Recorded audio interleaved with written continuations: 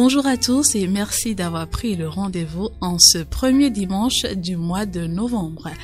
Hier, nous parlions de ce qui conduit au purgatoire et nous avons parlé des péchés véniels. Aujourd'hui, il sera question des péchés mortels. Le catéchisme de l'Église catholique définit le péché comme un manquement à l'amour véritable envers Dieu et envers le prochain.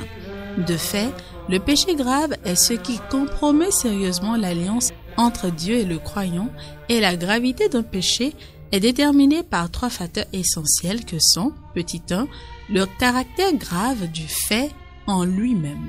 Par exemple, le fait de tuer ou de renier sa foi. Petit 2, le fait que le croyant ait posé l'acte librement et sans circonstances atténuantes. Et petit 3, le mal est fait en toute connaissance de cause. Notons que le péché mortel prive l'âme de l'amitié et de la grâce de Dieu et le met en état de mort spirituelle. Ainsi donc, comme nous l'avions dit hier, il est nécessaire de recourir autant que possible au sacrement de la réconciliation lorsque nous en avons la possibilité. Et après la confession, n'hésitons pas à faire pénitence, à prier, à jeûner, à faire de l'aumône et à être charitable envers nos prochains. Tout ceci nous permettra de garder en bon état et d'entretenir l'amitié avec Dieu par notre vie et par nos actes.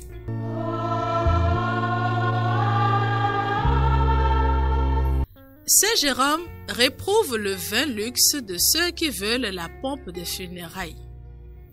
Pourquoi cette vanité au milieu du deuil? Hélas, souvent, on pense plus à ces orgueilleuses splendeurs qu'à prier et à faire d'autres bonnes œuvres pour le soulagement du défunt. Une communion, une prière, une aumône serait bien plus charitable, bien plus utile. Un grand seigneur de Venise, Italie, envoya une somme importante en écus d'or au père Paul Monterfano, théatin, afin qu'il fît célébrer un service pour les ancêtres de sa famille. Le religieux fit la chose fort convenablement. Il paraît qu'elle ne fut pas faite avec assez de vaine pompe au goût du Seigneur, car il envoya aux religieux un messager se plaindre de la trop grande simplicité de ce service. Le père vit bien qu'il avait affaire à un homme plus orgueilleux que touché des vérités de la foi, et il chercha comment il pourrait l'amener à des sentiments plus dignes de la piété.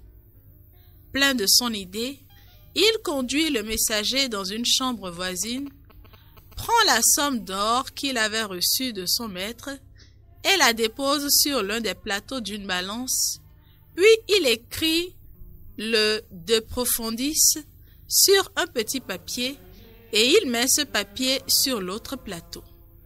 Oh merveille! C'est le plateau de l'or qui se lève.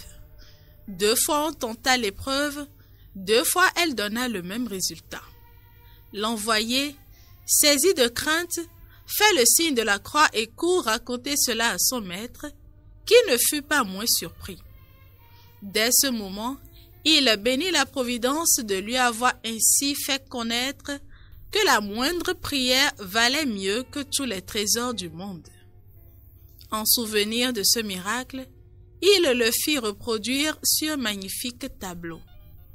Toutefois, il ne faudrait pas conclure de ce fait que la moindre prière suffit pour tirer une âme du purgatoire.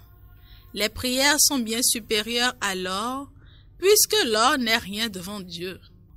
Merci pour votre attention et agréable journée dominicale. Alleluia.